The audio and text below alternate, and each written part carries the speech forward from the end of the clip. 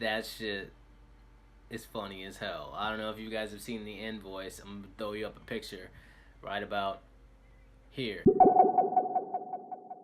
Yo, welcome to another episode of Submarine Media, and today we're going to be reacting to Drake's new DUPPY Freestyle. Now, if you haven't heard, Pusha T just released a new album on Friday. It's the first installment of Kanye's May-June run, which he'll be doing an album himself. Kanye, Kid Cudi collabo, Tiana Taylor, and a whole Nas album. I'm not sure if actually in that order. Anyways, with the Pusha T album, he had quite a few spicy things to say about the defunct, possibly still going Cash Money team. Particularly our boy Champagne Papi. It was written like Nas wrote it, but Quentin did it. He said, how you supposed to write your own wrongs when you don't even write your own songs. He said that Lil Wayne is another platinum rapper trapped in touring or something to that effect. It's all pretty hard bars thrown at her boy, mainly Champagne Papi, but definitely attacking the Cash Money team. He even talks about how people reacted like he killed a baby whenever he killed Baby, when he threw a couple bars at him before. But yeah, he's been back and forth throughout the Cash Money team, Drake, Lil Wayne for years. I remember when he had dropped that, I think Ezekiel something, whatever number he had dropped a while ago, and then it elicited a really emotional response from Lil Wayne, like immediately right after that. So this kind of reminds me of that right off the top. So I'm not sure, but let's see what this sounds like. It's Drake, so I'm expecting something good, but Drake versus Pusha T, don't know. Let's just see what's happening.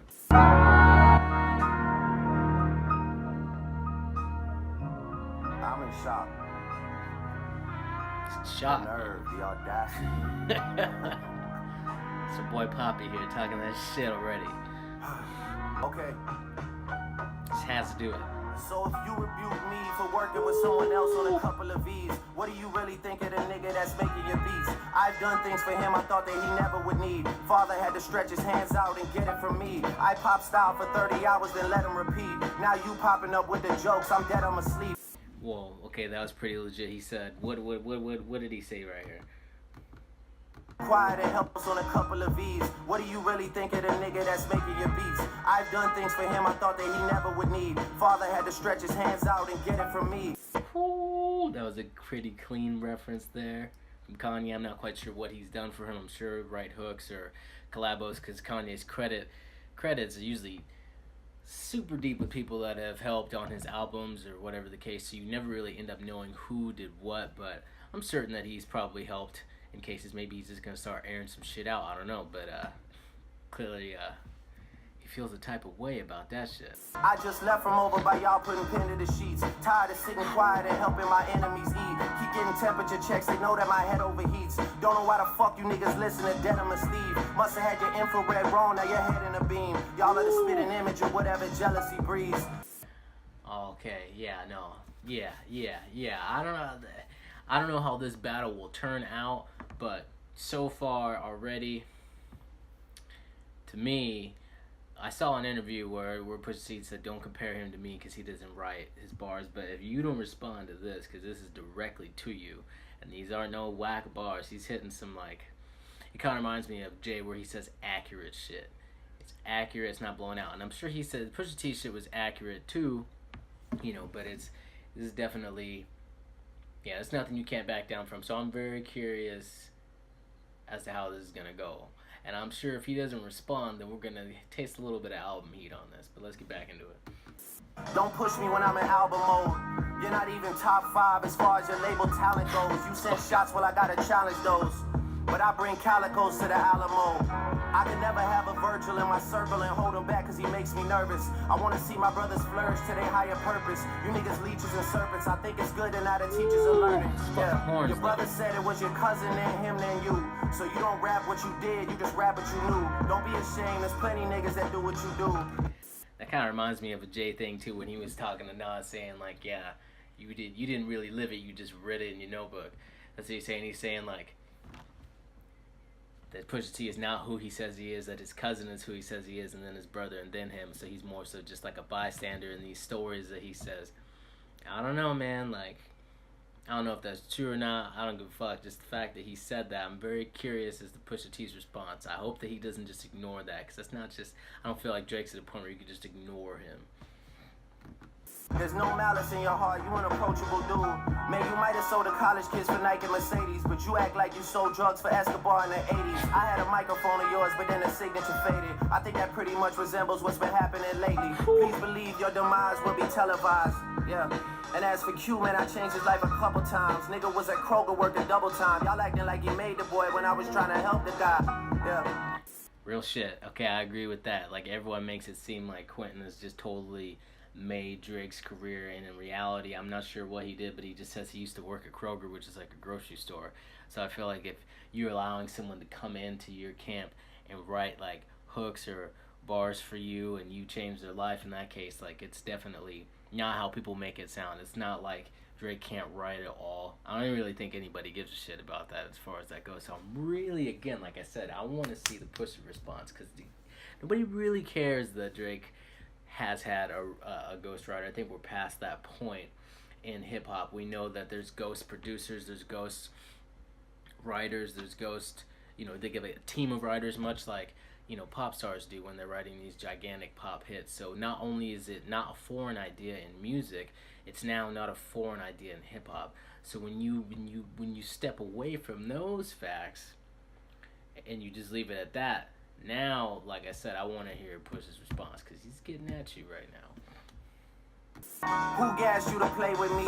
Man, you made this shit as easy as ABCs. Whoever's supposedly making me hits, but ain't got no hits, sound like they need me. My hooks did it, Real shit. My lyrics did it, my spirit did it, I'm fearless with it, yeah. I really shouldn't have given you none of my time, cause you older than a nigga you running behind. Look, holla at me when you multi-million. I told you keep playing with my name, and I'ma let it ring on you like Virginia Williams. I'm too resilient, get out your feelings. It's gonna be a cool summer for you. I told Weezy and Baby I'ma done them for you. Tell Ye we got an invoice coming to you, considering that we just sold another 20 for you. That shit is funny as hell. I don't know if you guys have seen the invoice. I'm gonna throw you up a picture right about here. Yeah, that's just funny. It says he's charging him $100,000 for career revival, which it kind of seems like, yeah, as far as good music not being super relevant, I mean, beyond the afterglow of just the impact of Kanye West, but it hasn't been so relevant given his absence. And to just all of a sudden mention Drake out of nowhere does kind of seem like, okay, we're trying to get a little bit of light attention to us. So I really thought that was slick, and I kind of saw this coming after I had seen that.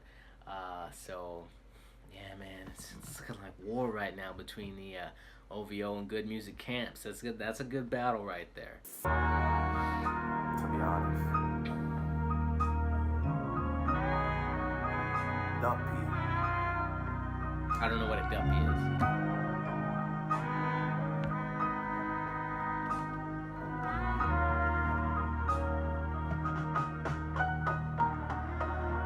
Yo, okay, as far as I'm concerned, those like tidbits of bars that Push was pushing in Infrared, they were spicy, but like he got at you on some grown man shit on this DUPPY Freestyle, and I guarantee it doesn't stop there. I guarantee we're gonna feel some flavor on the album as well. Pusha, please, I gotta see you. Don't just turn your back on this. You're gonna have to do something. Anyways, OVO versus good music sounds like something I'd pay to watch for sure.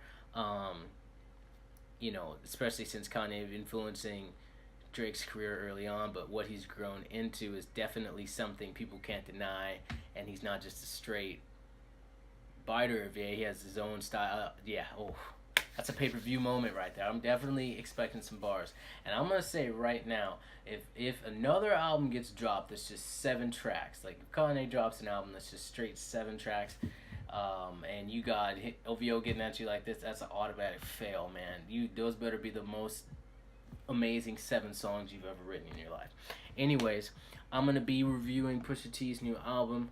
I'm going to be reviewing ASAP's new album, and possibly this Juice WRLD individual. This is a tidbit because I saw this shit last night. Been working again 6 days, but your boy is still alive. Anyways, we will see you next time, maybe even a couple hours from now, on another episode of Submarine Media.